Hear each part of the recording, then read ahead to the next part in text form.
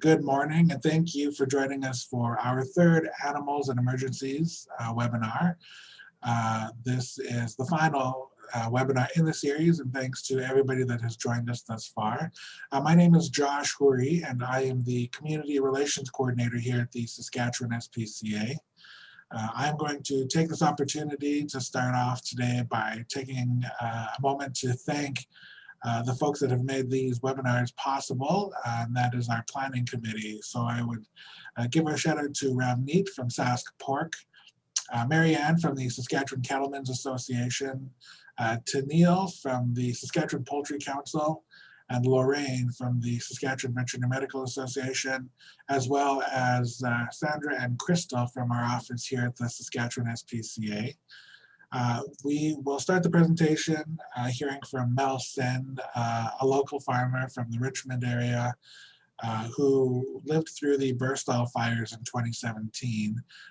Plus, we'll also have a bit of a news clip in there from CTV News that shows what people were experiencing during the fires. When that is finished, we will move on to a presentation from Lauren Van Ewyk from Wellspring Counselling Services, and she will discuss the emotional impact of crisis and loss on people who love animals. So we will get started. So hopefully we don't have any technical difficulties here, but just a moment as I begin to show the video.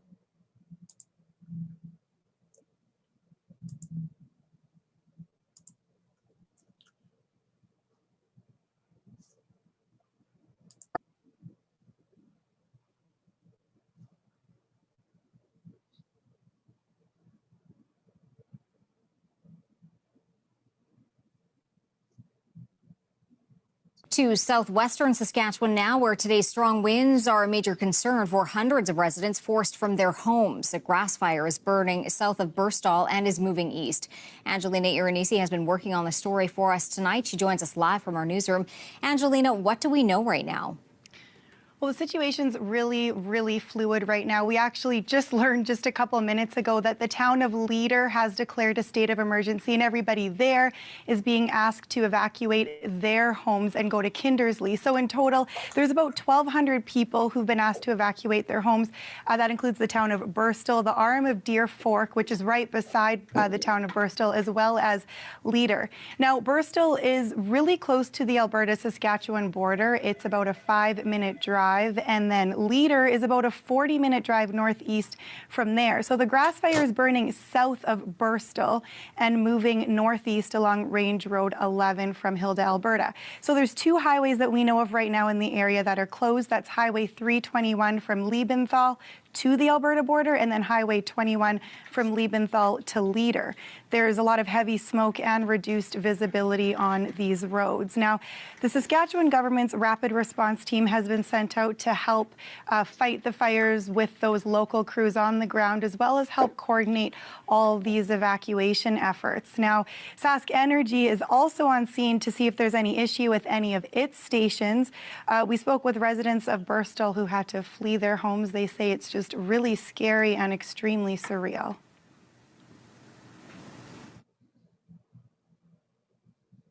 When we first started out, it was mainly just by Hilda, and then it just grew and grew. And when we were in Burstall, I was scared. Like, I don't know how this is going to get stopped because it's just unbelievably windy here. It was a day. The winds were getting up to about 135 kilometers an hour that day. I was in the shop because it's just way too windy to be outside. All of a sudden, though, we saw smoke to the west, and that's where the Hilda colony is and Hilda itself. We heard, though, that there was a fire going. So we, Mom and I, we jumped in the truck because we heard it was going towards Burstall very rapidly. So we drove up that way, and yeah, it was coming hard and burning the stubble. The pea stubble is very short, but it was still burning on that stuff. And then my sister called. She does live in Burstall. They were being evacuated. So then we came back home again because her and the kids, she picked the kids up from Fox Valley and school. and came over to Mom's to sit here to wait out the fire because they figured Burstall was going to get burnt down. But my brother-in-law, he was the mayor at that time. They had enough machinery and stuff to get the fire stopped from going right through town. It went just like maybe a quarter mile on the south side of Burstall, which was very, very, very close. And they were getting it stopped further down. They did get it stopped, but we thought, wow, it's under control. We'll go home. Not once thinking that the wind could turn and really cause a big problem. But we went home because Colleen and the kids were here. And so I was in the shop, came into the house to have supper. And all of a sudden I saw that the wind had turned, and you couldn't believe it. And it was dark already. The wind turned, it was still very strong, and all of a sudden it started to rain. So I thought, oh, that's not bad. Then I phoned the guy, the fellow that we rented our pasture land from up there. It was up at the correction line, which is 8 miles north of where we live. And I said, well, how are you making out? He goes, well, I don't have a house to clean anymore. It had burnt his farm right out. His house, his shop, his barn, some granaries were burnt down. And that's a half mile from where our cows were. So I thought, oh my goodness. When we waited till the next morning, bright and early, we were out. My brother and I and my sister-in-law, we went out, and he took her rifle along because I knew some were going to have to be put down. But there was a lot of cows wandering around because I think there's over 200 head were put down through all this, through the fire. And they had to be put down or were suffocated by the smoke. That morning, as we were driving up to our cattle, these other ones were coming in line, and they were burnt so badly that we took pictures of the brand and then put them down because these cattle were suffering. We found our cattle, and we actually just thought, well, do we just have this one cow that we have to put down? So we did that and drove around, helped put some of the neighbors' cattle down. Planes were flying around because I would imagine somebody's taking aerial shots of the damage and how big the area was. It looked like a battlefield. It was burnt all over. There's dead animals laying all over. You could hear gunshots because people were helping to put other people's cows down. So what we had to do then was go and get our quads so that we could round our cattle up because they had broke out of the fence. We had 78 pair up there, and half of those were exposed to the fire. So we did go home, get our quads, rounded up what was burnt, what wasn't burnt, put them in the next pasture over. And then Clee Wasillo, she owns the veterinarian clinic in Maple Creek right now. She came up the next day with her husband, and she brought free vaccines for pain and for healing and for infection. She got all her people that supply her with these vaccines to donate them. So we had needles, we had all this vaccine, but the problem we had was getting our cattle home that 8 miles so that we could actually administer all this stuff. People got their eyes opened. First time in this area that we've had a catastrophe like that involved so many people. And there was a life lost and others very much endangered. Evacuation. It was just a very big surprise. But, if it would happen today, I would think it would be different. And as far as the effects of it now, you think back to that day and you get a funny feeling. You get very sad because it looked terrible. Like, I've never been to war. I've never, experienced any burnt out places like that. But when my brother and I drove around and saw the cattle dotted in the pastures, all we could hope for is that they succumbed to the smoke before they died from the fire. And yeah, it was terrible.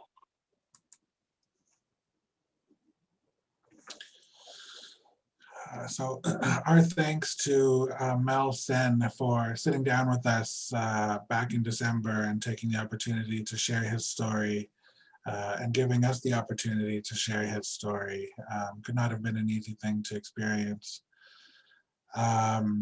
With that, we can now move on to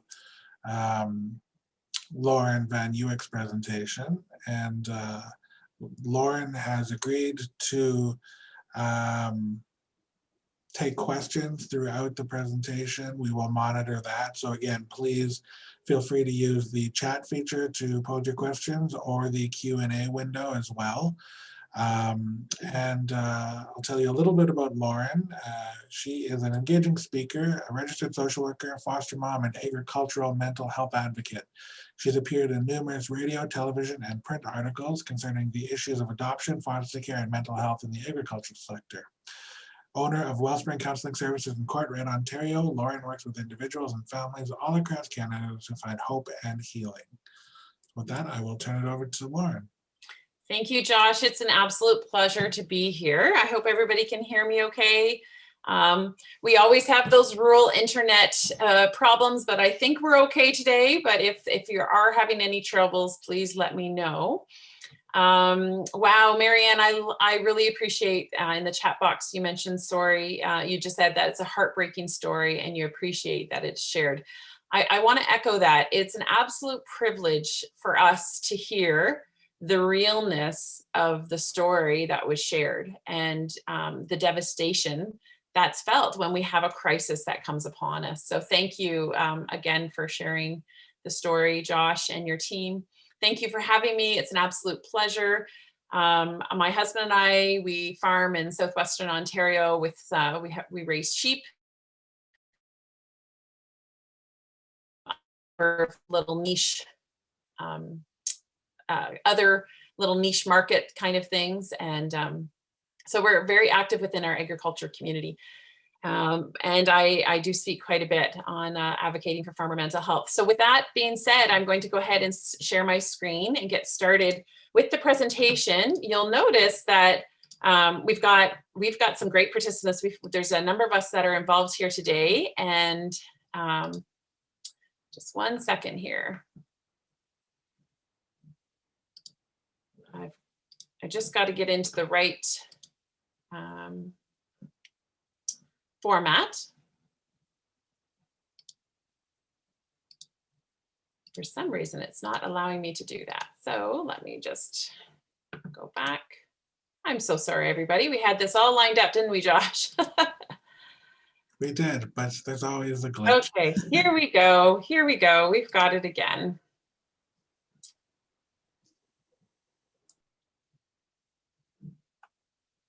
Okay, are you able to see that? Is it screen sharing properly? No. It's not. Okay, just let me go back to let's try that one more time.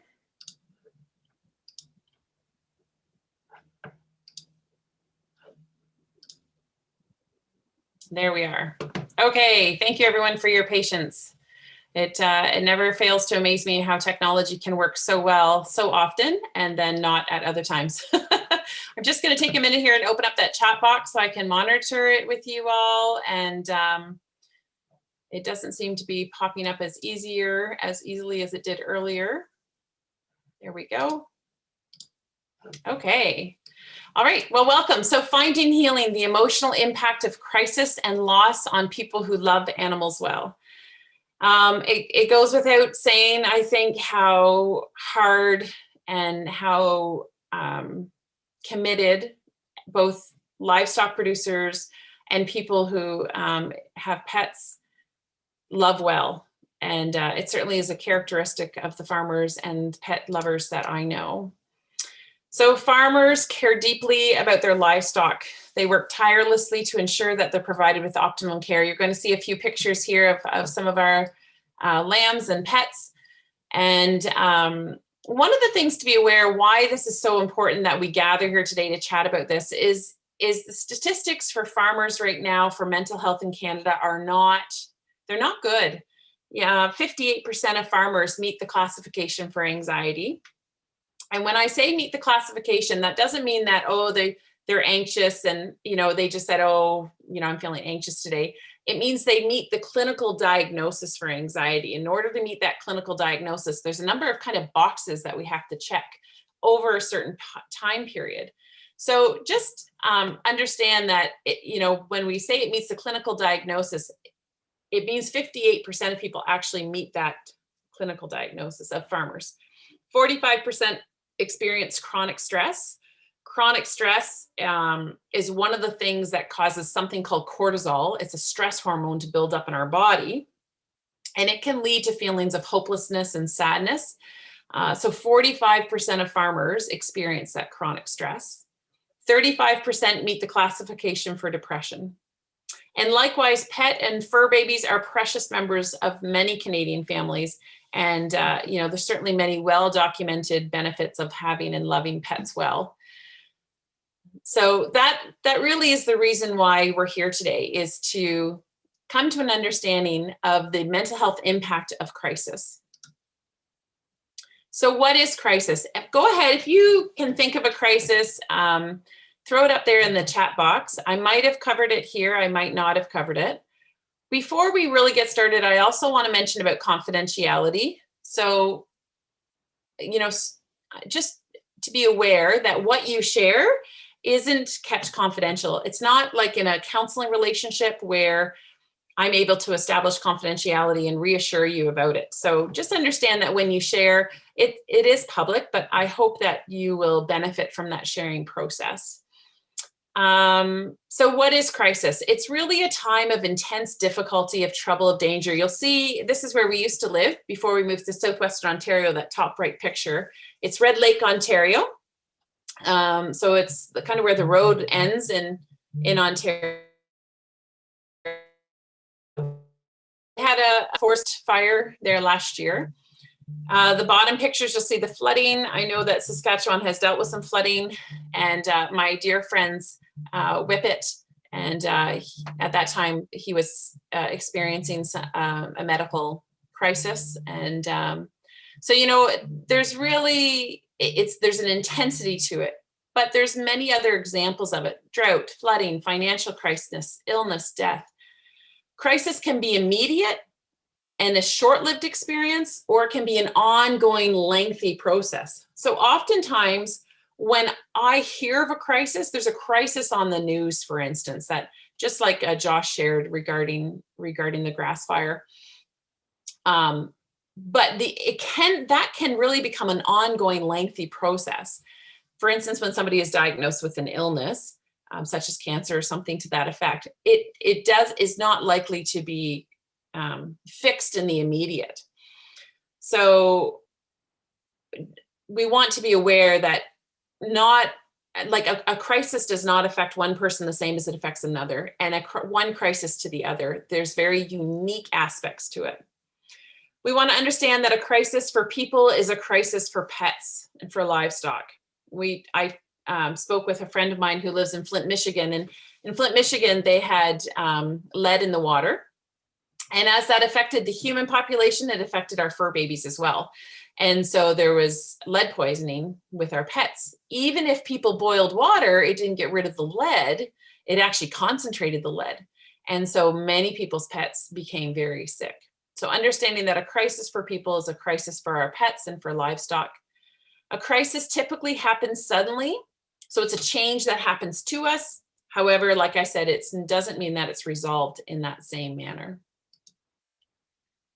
So I want to talk first about the immediate response to crisis.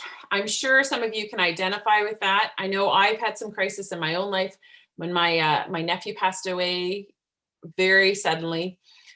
Some of these were common reactions that we experienced. And again, I really feel free to throw up there in the chat box other things that you would experience to be a common reaction. Nightmares is something that we see often related to PTSD. We have a need to protect children and animals that are most vulnerable. Forgetfulness, brain fog, difficulty concentrating, feelings of anxiety, sadness, emotional numbness, social withdrawal, a questioning of faith, of religion. All of these are common reactions in the immediate. So these are the things that we would expect someone to experience after a crisis. So one of the things I want to chat with real quick before we get into some of the other meat of the presentation is that when people go through a crisis, they typically feel a whole wealth of emotion. So when we go through a crisis, we can feel mad, sad, glad, or scared. Those are the 4 basic emotions that we have as humans. We can feel those, but all together sometimes at the same time. So certainly coming up with glad is more difficult. But when we think about a crisis, such as someone has become ill, sometimes we're mad at God. Sometimes we're mad at the doctors. Sometimes we're mad at our spouse for, not doing something or not taking care of something. We feel sad that that person's ill. We feel sad at the sense of loss that we feel. And scared, we're afraid for the future. We're afraid of what this might do to us, what this might do to them or our children, the impact it may have. And glad may be harder to identify. But one of the things that I notice in working with people who go through crisis is those are the times when they come to a place of appreciation differently sometimes. So sometimes, they come to a place where they appreciate the time that they did have with a loved one, or they have memories that bring them a sense of happiness. And so understanding that all of these emotions can happen in really quick succession is really an important aspect of a crisis. And we really want to give people the ability and the permission to feel all those things. We have come from a stage where we have shut down emotions. It's much harder for children today to actually articulate how they feel than what it was 30 years ago. So we have kids who will say stuff like, I feel overwhelmed. And you say to that child, oh, well, what does overwhelmed mean? Well, I don't know. I feel this overwhelmed. And so we have to give ourselves permission to feel mad and sad and glad and scared, understanding that they all work in close proximity with one another. So again, our immediate response, there's a critical response period. And the question is, how can we minimize that catastrophe? So this is right when the crisis is happening, right after the crisis is happening, when there is a flooding or a grass fire or something going on. What can we do to minimize that catastrophe? When you're going through that process of figuring out how you can minimize the catastrophe, you want to focus on a couple of things. One of the first things is, what can I control and what can I not control? So we only have so much energy. We only have so much time. We only have so much resources. And unfortunately, sometimes we spend that energy or those resources in a way that's just not helpful. We spend it with worry, or we spend it, trying to reach out to people when we need to be taking care of ourselves in that moment. And so we want to concentrate that energy that we do have on the things that we can control. So what are some of those practical things that I can control in the middle of this crisis? Another response that we want you to have an understanding of is, who can help me and who can I help? Certainly, as we heard in that snippet about the grass fire, what you heard is neighbors coming out and helping neighbors to deal with the after effect of the grass fire, the heartbreaking aspect of the grass fire. And so part of that, who can I help, is that joining together and creating a sense of community that's helpful for our mental health in the broad spectrum. But the other part of that is understanding who can help me. What do I need? Who are my resources? Who is my vet?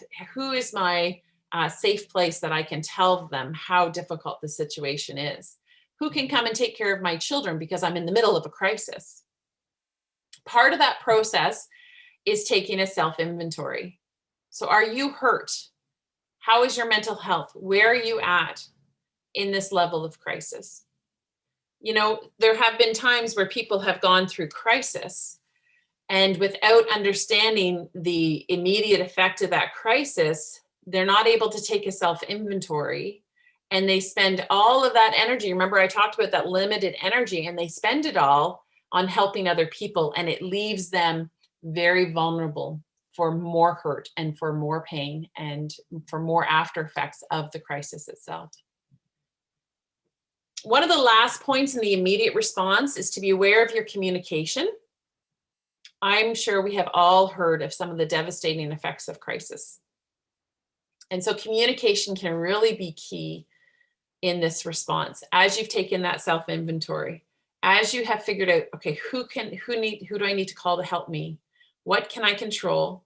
Communication is one of those things that you can control. And so we want to be aware of who needs to know what. We need to be aware of the situation and the facts, and then coming to an understanding within our immediate response that what we communicate can have a lasting effect on the situation and on ourselves. So I had a client who had gone through a crisis, and unfortunately, during the crisis, out of complete, and I just feel for this client, out of complete desperation, posted some photos on Facebook and shared about how devastated this person was. Unfortunately, some of the people who saw those pictures used them for their own agenda, and it ended up causing this client a great deal more distress. So be very careful about posting things on social media. You want to minimize the traumatic effect on those most vulnerable, like children, some of our other pets that are involved. So if we have a crisis with one pet, it might mean that we have to figure out how to communicate with somebody else about our needs to ensure our other pets are taken care of. So we want to minimize that effect. We also want to come to an understanding of who's our audience when we're communicating. If your audience is your vet, you can communicate with a different way than if it's a distant family member who doesn't really understand some of the intricacies of what's going on in the crisis. So communication can be key. This is just a really short clip, and I hope it works here for us, of the flooding and how some neighbor farmers came together. Backing up. This job isn't for the faint of heart. I'm gonna cut it hard to the right and swing her around. Here we go. Or for anyone, really. But these Oklahoma cowboys are taking it up. You man. Because, well, when people's farms and livestock started going underwater, they couldn't not help. We burned some fuel and spent some time, but all out of our pocket, we all took off work. And we'll do this. Old Bay horse wore out too. It all started Wednesday when some of the guys needed help moving hundreds of cattle from floodwaters. They posted on Facebook saying they had the equipment to help other families too.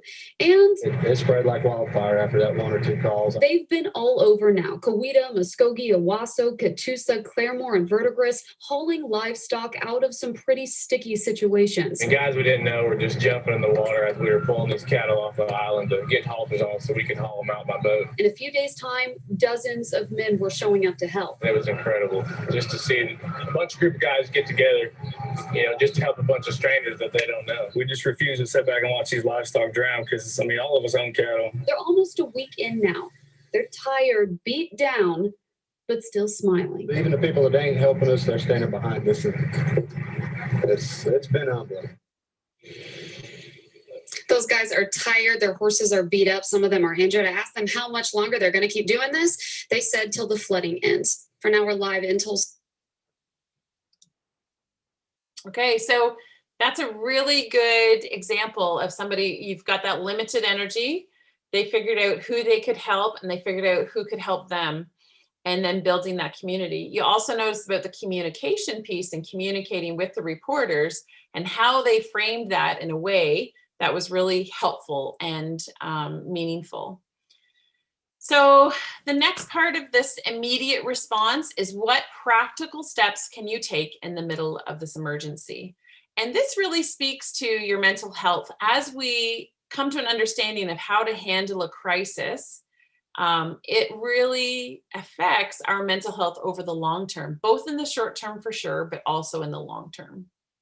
So certainly using an emergency plan or process to contact the people that are able to help the most. You want to reduce distractions as much as possible. So when you're focused on this immediate response to a crisis, we want to reduce some of those distractions. This might be the time where you call somebody else to care for your mom and dad or your loved ones. This might be the time where you call a neighbor to take care of your children. You want to reduce some of those distractions. So again, all that energy that you have is focused on the crisis at hand. The other thing is, and I want to take a minute to teach you some of these, is to use immediate coping strategies to reduce the panic. So deep breathing and visualization. When I teach deep breathing, I teach something called, they'll call it sniper breathing or box breathing. And if you can visualize a box, what we want to do is we want to inhale for 4 seconds, hold it for 4 seconds, exhale for 4 seconds, and then hold it again for 4 seconds. So I'm going to practice that with you if you're up for it. Just kind of feeling relaxed maybe. Let's take a deep breath in, and then we're going to hold it for 4 seconds. Ready? And in. Hold. Exhale. And hold. So that is box breathing.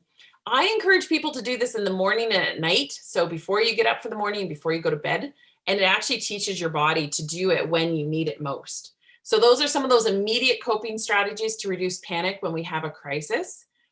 Grounding exercises. I have taught people who are sitting on the side of the road and unable to get back on the road due to the panic that they're feeling, how to kind of ground themselves. So one of the ways that we do this is we would have that person come up with 5 things that they can see. So right now where you're things that you see, or say it out loud to yourself. I think it might pop it up in the chat box, but so 5 things that you can see. For me, it's a light, a candle, a photo, a window, and a computer. And then 4 things that I can hear.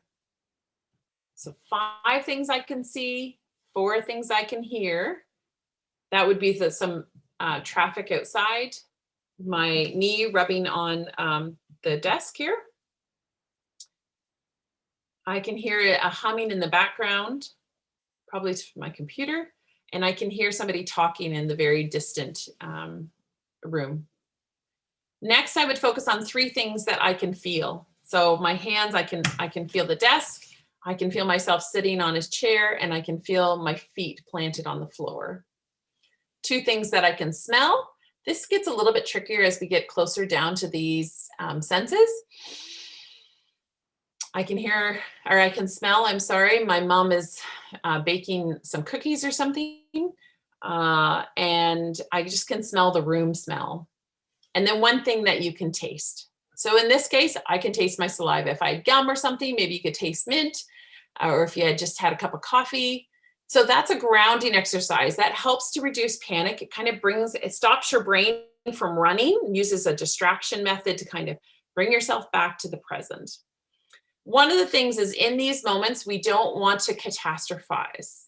You really want to take an inventory of the situation and not let your brain run to the worst case scenario.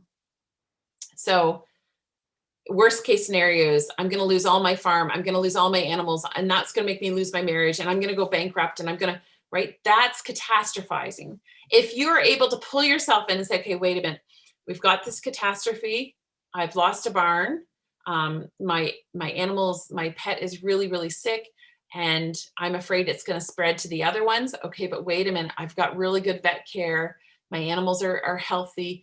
These are how you can kind of pull yourself back in and not catastrophize the moment. So a long-term response, you can see here, this is after a fire and there's some fauna that's just starting to regrow again, happens very quickly. The long-term impact that is caused. And understand that this is different for everyone. But one of the things that we go through is that reevaluation of values, of views, and priorities. So after my brother lost his son, after his son died, there was a reevaluation of what's really important. Sometimes it involves a career change. Sometimes it involves a change of view as to what's really important. You know, I see people who desire to volunteer. I've worked with people who have experienced great loss with pets and have decided to become a foster pet home. I have other people who have experienced great loss on their farm and so have volunteered a rebuilding process to help other people. Some things or people receive more of your attention than prior to the crisis. So there's that reevaluation of values. That's an important part of your mental health process, to process the impact of the crisis, is to allow that reevaluation to happen.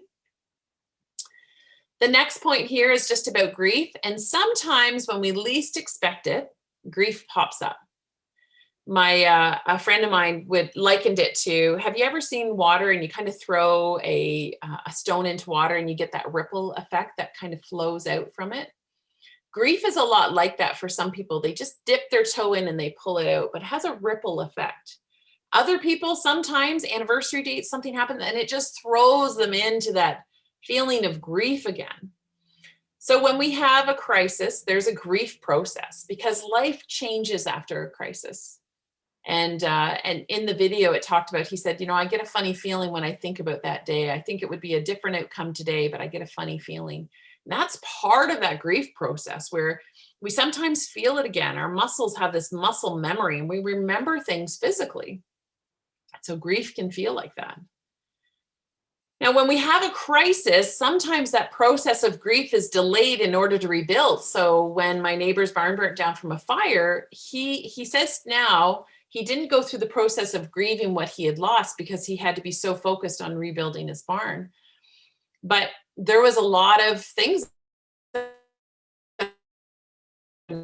was a lot of processes that he needed to go through to grieve what had been lost in that barn fire. So often grief is delayed, and that can be an emotionally costly thing to experience in the future. So one of the things I encourage people to do when they're going through crisis or shortly after crisis is to be aware that this process does not end quickly usually. The long-term impact is grief can be delayed. You know, it's like a delayed penalty in hockey, and you've got that arm up and you know it's going to come, and yet it doesn't come for a while. Certainly long-term impacts include economic impact, loss of businesses. Do you start over or do you move on? Community impact and mental and physical health. So this can be a positive outcome, such as greater resilience and greater awareness. So when we think about that greater positive outcome, that can be hard to do when you're in the middle of a crisis. But certainly people who have experienced a crisis, have learned to build resilient skills, feel more confident, they feel more able to address difficulties in life, and they have a greater awareness of what other people experience. And so all of those things can actually improve your mental health in the long run, despite the fact that you've gone through a crisis. So we're going to talk about some practical application in just a couple more slides. Feel free to, if you can give me a thumbs up in the chat room. Is this helpful? Is there something that I'm missing? Is there anything that you would like to talk about more? Any feedback in that chat box is really fantastic. But crisis prevention and response development. So develop a crisis response plan. This goes for everybody. In our house, we have a number of foster children. We have 2 that have they have terminal illnesses. And so we have a crisis response plan that if this were to happen, here's our resources. If this was to happen, this is how we could handle it. We want to make sure that it's a broad plan that can cover a number of possible crises. So sometimes I have worked with people who developed a crisis response plan, and it was, if there's a fire, this is our crisis response plan. What we want is a broad plan. What would happen if there was a fire, if there was a flood, if there was a tornado in our area, we're Tornado Alley area?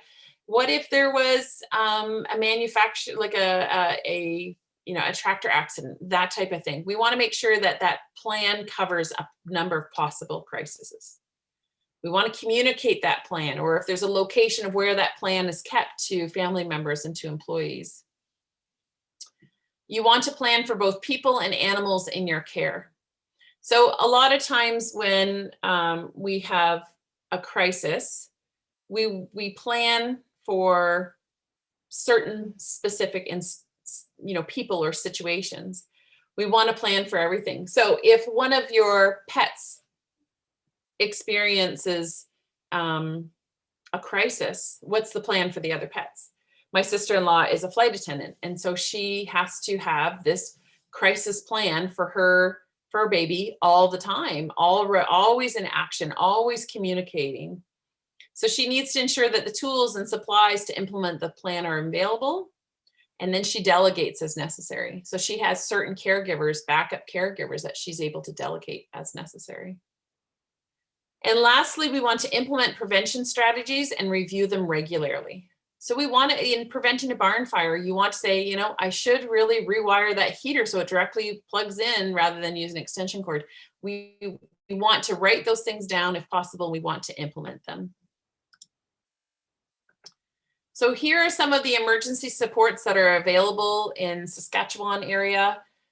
There's a pet loss support, the University of Saskatchewan Social Work Services. Mental health support in Saskatchewan is 811, I believe. Maybe you have some local federations of agriculture. Crisis suicide helpline. And I mentioned this here, and I meant to mention it earlier. Farmers are at risk for suicide 20 to 30% more than the general population or general workplace occupations. So being aware of that, understanding that it's something that's very real within our agriculture sector is really critical.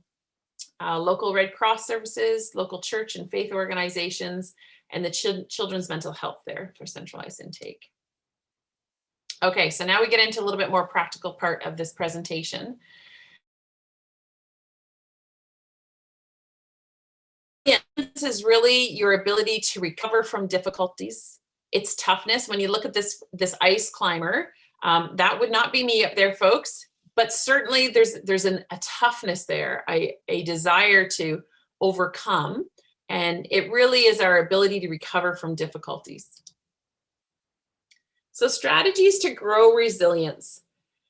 We want to change the narrative, number one. So I'm not sure how many of you are familiar with sheep, but sheep are ruminant animals. They like to ruminate on things. So when they eat, they bring it back up, they chew on it a little more, and then later they bring it back up and they chew on it a little more, not to gross you out. But we want to limit this in ourselves because, ladies and gentlemen, this is something we do. We ruminate on things up here. If only I had done this. What if this had happened? If I could do this, then everything would be okay. And so we ruminate. What would happen if this happened? And that rumination, it actually destroys our ability to be in the present and say, okay, what is this crisis right now? What do I need to do to overcome and be successful today so that tomorrow is easier? So we really want to change that narrative. This happened, but this is what I've got going now. The next piece is to practice that self-compassion. And, everybody does suffer. And that might sound less compassionate, but it really allows us to say, wait a minute, I'm not in this alone. I'm going through a huge crisis. Other people have gone through huge crises. I can reach out. I can ask for help. And I'm doing well in spite of this crisis. I want to encourage you to think about, what would you say to a friend who was going through the same crisis? Do you judge yourself more harshly than you would judge a friend? Because we need to practice not doing that.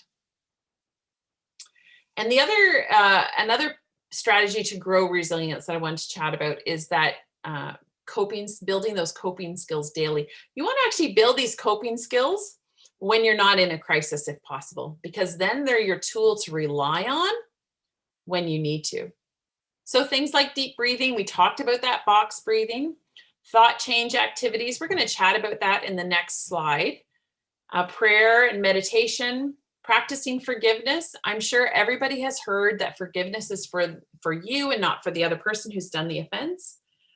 We do want to acknowledge what has happened and how it's affected you. if someone else has done something that has caused you to be in this place of crisis, we want to acknowledge what's happened and how it's affected you. And then we want to renew our commitment to forgive. And that's not letting the offender off the hook. Forgiveness is coming to this place of understanding where holding on to it does us no good. It really is about giving ourselves permission to feel, to accept that this has happened, and yet these are my opportunities ahead. So this is a thought change activity. This is so helpful, ladies and gentlemen. When we struggle, when we're ruminating on those things, we want to change those unhelpful thoughts to helpful. So if you can give me an example, I don't know if anybody, I don't see a lot of activity in the chat box there, but if you can think of an unhelpful thought, like I'm a bad mom, or I never do that right, or no matter how hard I try, I still have more things to do and I'll never feel caught up. That's a common one that I find with farmers, is that no matter how hard they work, they still feel like they've got this mountain of work ahead. So if you think on that one unhelpful thought, okay, and we can take that unhelpful thought and understand that comes with it as unhelpful feelings. So when I think to myself, oh, I failed as being a mom. I failed at being a mom this morning. How do I feel? Well, I feel sad. I sometimes feel mad at myself. You know, sometimes I've had people say, well, I feel like a failure, and I feel like disapprove of or disappointed in myself. And so what are those unhelpful actions? Well, when I think to myself, I'm a failure at being a mom, and I feel like disappointed in myself, my unhelpful action is usually to withdraw maybe, or it's to not talk to somebody, or it's, you know, I'm less likely to try something new. I'm less likely to do a fun activity with my kids. But helpful, then my world changes. If I change that unhelpful thought from I'm a terrible mom to, well, I did this one good thing yesterday. Or if I change it to, I may not be the best mom, but I'm not the worst mom. Those are actually helpful thoughts. And what follows a helpful thought is a helpful feeling. So when I think to myself, well, I may not be the best mom, but I'm not the worst mom, I kind of feel a little bit more confident. I feel like I might try something new with my kids. I feel like, you know, there's value to what I do bring to my kids. And so what are the helpful actions? I'm more cheerful. I'm more likely to try a fun activity with them, right? My confidence builds. And so this is how we have the ability to change our thoughts to be more positive. And it is a resilience building strategy. It's really critical for our mental health. So lastly, we want to chat about self-care.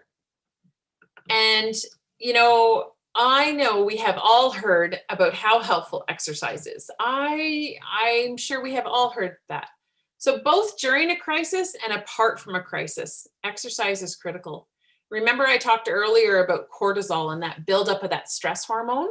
The number one way to get rid of cortisol is through exercise. There's 3 really effective ways: is exercise, ugly cry, and eating carbohydrates. The only problem with the eating carbohydrates is it's only like half a cookie and not half a bag of cookies. So it can be unhelpful in the long run, right? But exercise is the number one way to get rid of that stress hormone that builds up in our body. So both routine exercise and trying new opportunities. I went skating in men's skates the other day, fell on my backside, but it was out of my routine for exercise and it was fun. Now, exercise is especially hard for farmers who feel like they work physically all day. I work with one farmer right now, and the other day he wanted to get his kids out of the house, and so he has started going for walks with them. And he was like, wow, does that ever make a big difference? Here I thought I was physical and you know, all day exercising really, but that going for a walk was very different. So help yourself and your pet heal through exercising together. They need it too. Incorporate cardio, not just muscle building.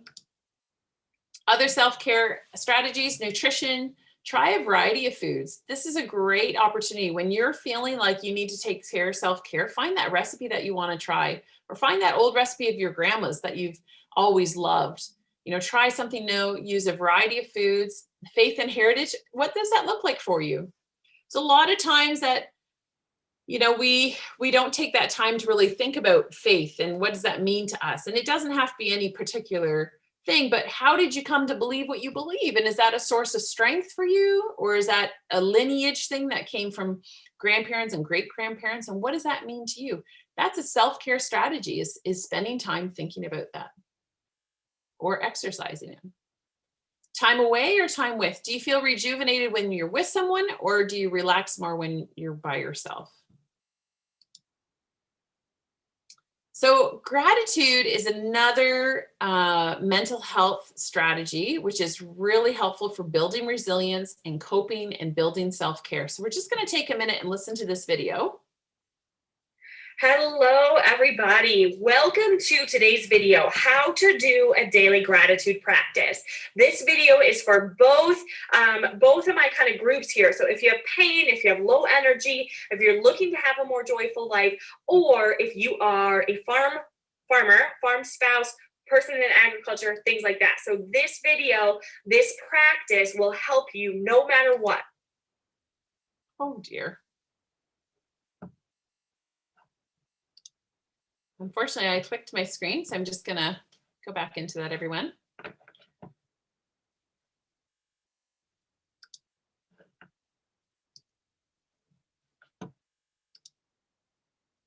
Great. Here we go again.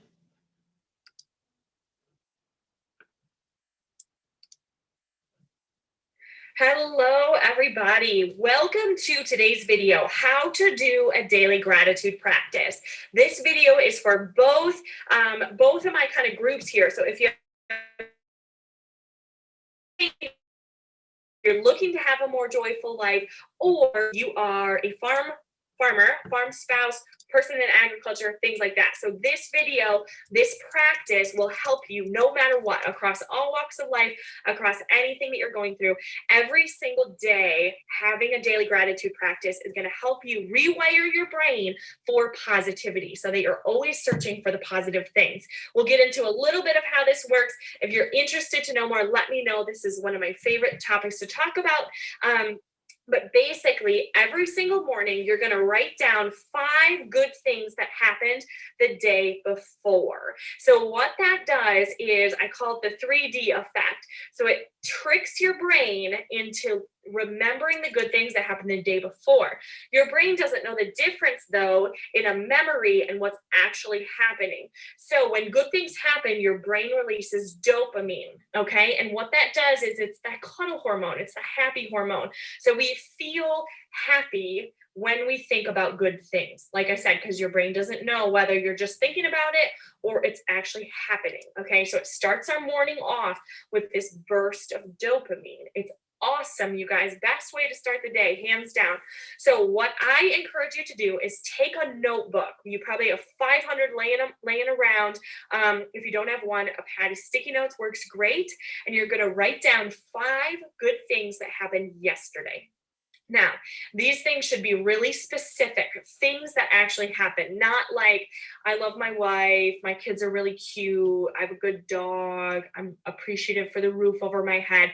Things that actually happen, okay? So my wife brought me coffee in bed. I taught my dog a new trick. My kid told me the funniest joke that I've ever heard in my life, and it was just adorable the way that he said it. It rained. The sunrise was beautiful. The neighbors stopped by and we had a great little talk, a good catch-up session. So these things are going to be things that actually happen, super specific, and this whole gratitude practice should take you less than 30 seconds to write down those 5 things. So what it's going to do is then it's going to train your brain to search for good things, to search for bright spots, to look for that silver lining, because you know that tomorrow you're going to have to think about 5 things that happened today. So what it does is over time, it helps you to be more positive because you're always looking for the good. You always find what you're looking for, and that's why this practice works so well. Okay, so grab a notebook. Any notebook will work. Grab a stack of scratch paper, a pad of sticky notes, anything that you have lying around at home, and write down every single morning 5 good things that happened yesterday. I keep my notebook inside my coffee filters, like you know how there's a hole in there. I keep it in that hole, and then I get out my notebook, I make coffee, and while that coffee is brewing, I write down my 5 things. So this should be super short, super easy, and it is hands down the best way to start your day with a cup of coffee and your gratitude journal. You guys have a great day, and we'll talk soon. Bye for now.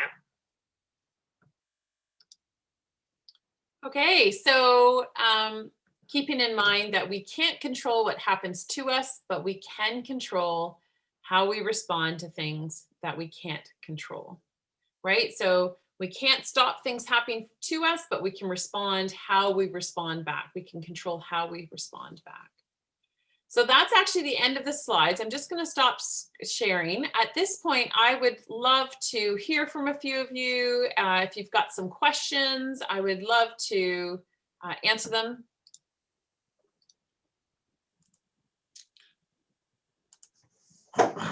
All right, folks, we have an opportunity to ask some questions. Again, feel free to use the Q&A panel or the chat screen, and we have a few minutes left with Lauren. And if the conversation does take off and we do end up with more questions than we have time, Lauren has agreed to stay a bit longer and make sure the questions are answered. But if you have to leave at 11:15, like we are scheduled to end, that is fine, and we can certainly share the remainder of the presentation with you. I'm not sure if it's possible, Josh, but are they able to unmute themselves and ask questions that way, or is it only through the chat? I have a button here that says allowed to talk. So if somebody does have a question and you want to raise your hand, let me know and I will push the allowed to talk button. And by raise your hand, I mean virtually. If you check the bottom of your screen, there is along the tabs and buttons, a raise hand option there.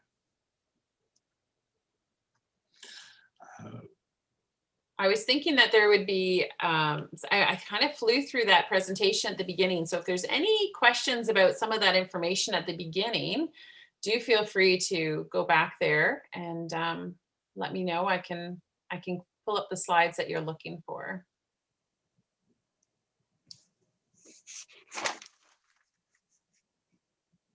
Has anyone had an experience with a crisis that something effective was done through the crisis that would be helpful to hear?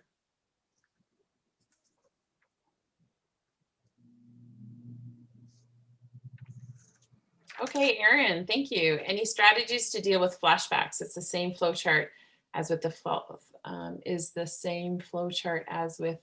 feeling, action. Yes. So oftentimes when we have flashbacks, what happens is it's not stored properly in our memory banks in our brain. So you can change the story though. So if you have an experience with a nightmare, and when you wake up in that nightmare, I'd like you, the best idea at that point is to actually rewrite the ending of that story.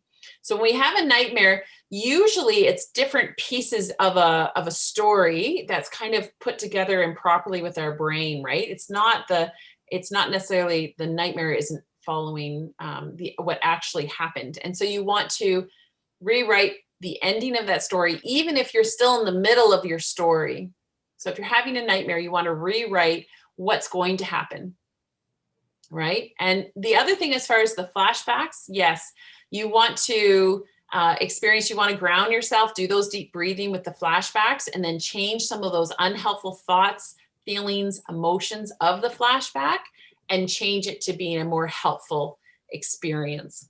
But that's hard, that's painful. I've worked with a lot of people who experience trauma, particularly children, because I work with a lot of foster and adoption families. So the flashback portion is hard. There's no easing up and making it sound all rosy. It takes a lot of effort, Erin. When we work with people who experience trauma, part of that process is recalling the incidences as factually as possible. So it's very painful. I've walked with people when they have to go through the interrogation at the police station kind of thing, and they have to share with them some very disturbing and difficult details of a crisis or an assault against them. And so they will have those flashbacks, right? And they'll catch you off guard at very difficult times.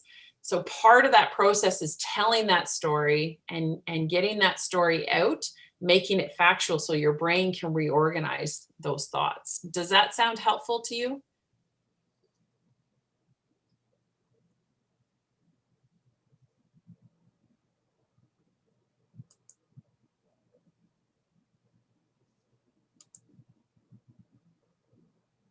Great, that's good. Thank you, I appreciate that question. Lauren, you had mentioned when the planning process takes place, to kind of have a plan for your family. And so you had also mentioned that you have foster children that live with your family. So how do you adapt plans, assuming that, you have a new foster child that comes to live with you? How much time and what efforts do you put into kind of adapting your plan to ensure that you're meeting the needs of the new members of the family as well? Right, and that's the other portion. As much as we plan everything down, nothing will ever flow that easily.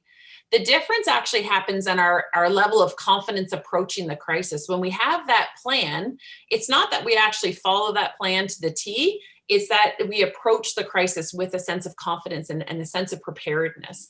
And so that is certainly why we ask to plan. Now, certainly with our foster children, we are required to certainly have some plans in place, and we have some overreaching plans. So for our foster children, we have a number of family members that are very skilled and very available and are kind of our backup resource. And certainly when we have pets and when we have livestock as farmers, we also have that. We always have 2 or 3 people who can come and do our chores.